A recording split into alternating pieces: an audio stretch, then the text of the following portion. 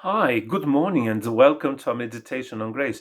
Today is the 15th of April, and it is a very, very important date. It is the birthday of our daughter, Melanie Anna Pillsworth Damasceno.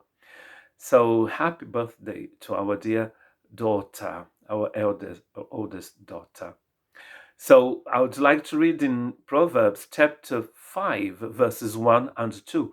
My son, pay attention to my wisdom.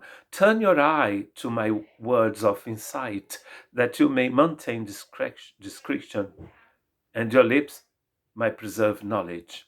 So there is a relation between wisdom, reflection, and the words that come out of our mouths. And the wisdom here in Proverbs, it's seeing the world with God's vision. It's acting upon a word that comes from God and it is in our heart. It's living, acting according to God's principles. That's wisdom here. And that wisdom is going to help me to have a different way of thinking and then a different way of using my words.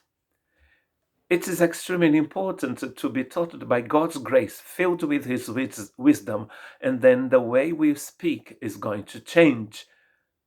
Psalm 1, verses 1 and 2, blessed is the one who does not walk in step with the wicked, or stand in the way that sinners take, or sit in the company of mockers, but whose delight is in the law of the Lord, and who meditates on his law day and night.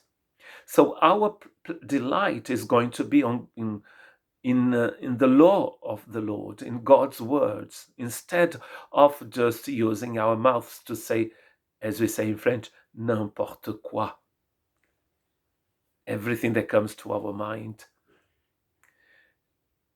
Understand one important thing, that God's grace gives us wisdom to change our way of thinking. And then when your heart has been changed by God's wisdom and God's grace, your words will be changed because you speak what you have in your heart. That's why Solomon is talking about wisdom, reflection, and then speaking. When I speak, I can speak according to the Holy Spirit, according to the law of the Lord.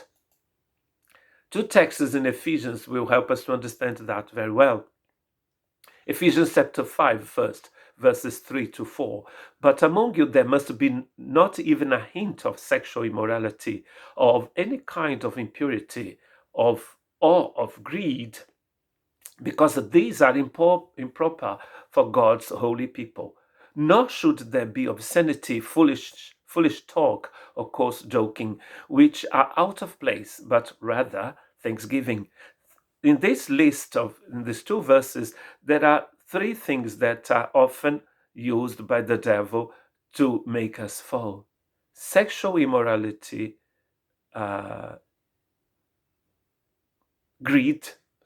sexual immorality, greed, and a foolish talk, as he's saying here.